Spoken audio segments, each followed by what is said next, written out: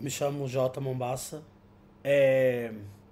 Eu nasci em Natal e eu comecei a minha prática lá. Sempre já numa relação entre a escrita e a performance primeiro, né?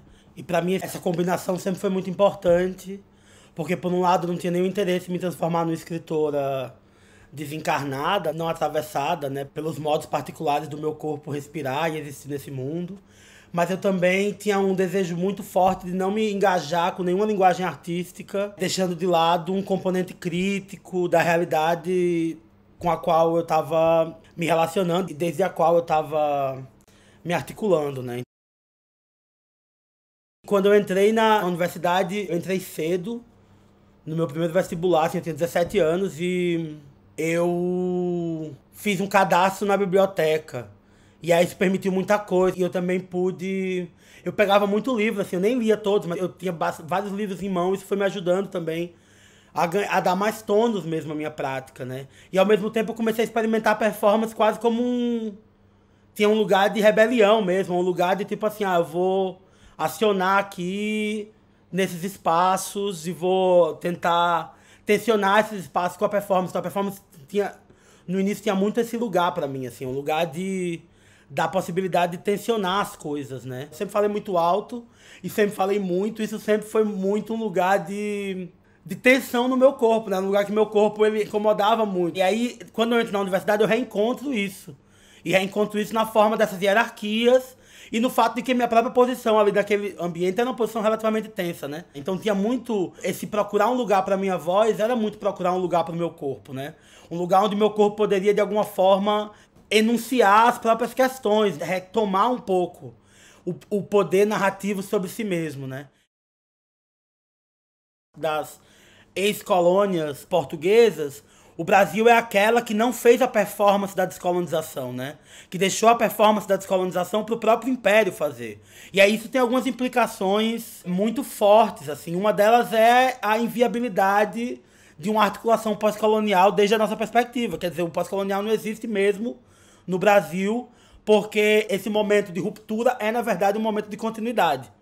E aí isso tá aí na história como o Brasil se constituiu ao longo dos últimos séculos. Em que é um jogo representacional, em que hora as categorias identitárias que me movem me fazem subalterna, hora me fazem especial, vamos dizer assim, né? Então, assim, tudo isso está dentro de uma lógica representacional própria. E o que eu me vejo tentando, querendo, desejando romper é precisamente isso.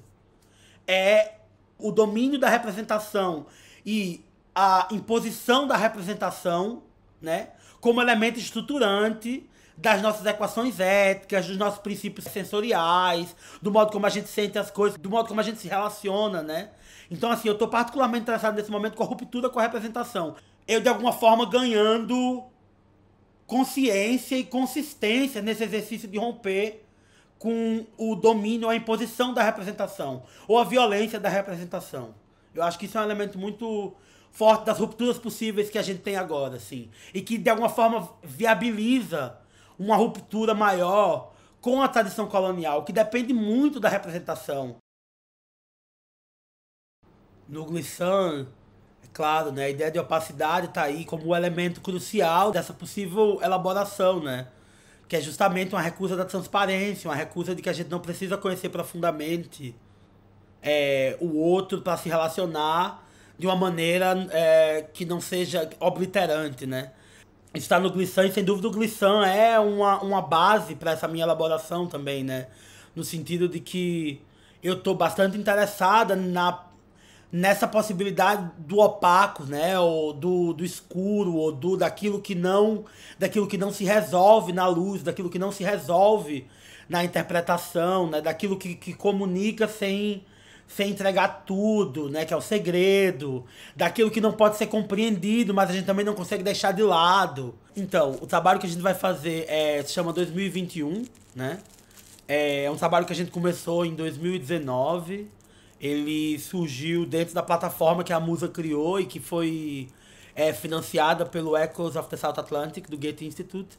É, e aí, dentro dessa plataforma, a gente estava trabalhando, né, com uma ideia de estudo, a gente estava elaborando um pouco uma certa crise com a performance, um procedimento que se repete, e o procedimento ele tem a ver com papel, carvão, textos. Então a gente se encontra, estuda uma série de textos a partir de um direcionamento que a gente tem. A gente escreve fragmentos desses textos e elaborações do nosso estudo. Esse primeiro momento é um momento que a gente entende como performance, mas é um momento que acontece fechado, sem uma relação com o público, só entre a gente.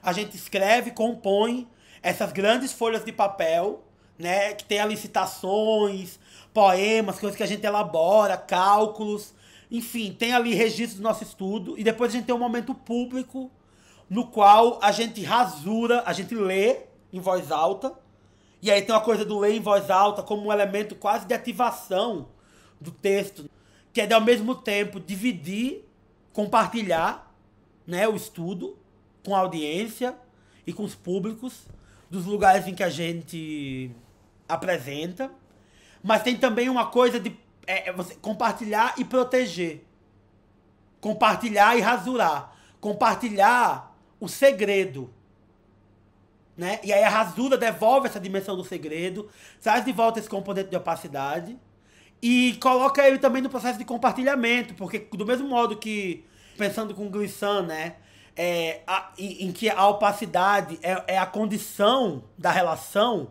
né, é a condição da relacionalidade, de alguma forma o segredo é a condição desse compartilhamento, né? Que não é o segredo, e aqui eu volto pro Fred Moten, que numa entrevista lindíssima ele diz isso, ele diz assim, o segredo não é o que a gente não compartilha, mas é o que a gente compartilha com a linguagem própria, que é a linguagem do segredo. E que é uma linguagem rasurada, é uma linguagem ruidosa, é uma linguagem opaca. Tem uma dimensão que me ocorre bastante, que é uma dimensão de responsabilidade. Eu acho que romper com a ideia de autoria é uma responsabilidade política que eu pelo menos encarno no meu corpo, né? E aí eu acho que isso leva necessariamente pro campo da relação. Eu me importo com me relacionar. Eu me importo com o não isolamento, do que eu tô sentindo, sabe? Eu me importo com do que eu tô criando. Eu me importo com perceber de que modo sentir ou perceber o mundo é uma atividade coletiva. Eu não quero ser a única artista trans da Bienal, eu não quero ser a única artista negra da Bienal, eu não quero ser. Não tô interessada nisso. Eu não acho que eu vou competir com as pessoas, porque eu acho que na raiz do meu trabalho não tá a minha identidade, tá uma força que extrapola a minha identidade. Então, assim, minha questão não é ocupar esses lugares, porque tem uma coisa que está muito marcado, assim, né, no modo até como a mídia se relaciona hoje em dia com as nossas presenças no sistema. Então, assim, é a primeira pessoa X a fazer Y. A primeira, sabe, assim... E eu não tô nem um pouco interessada nessa economia da escassez. Eu acho que esses processos colaborativos, de alguma forma, fazem com que eu consiga trazer também essa coisa maior do que eu, que tá também em mim.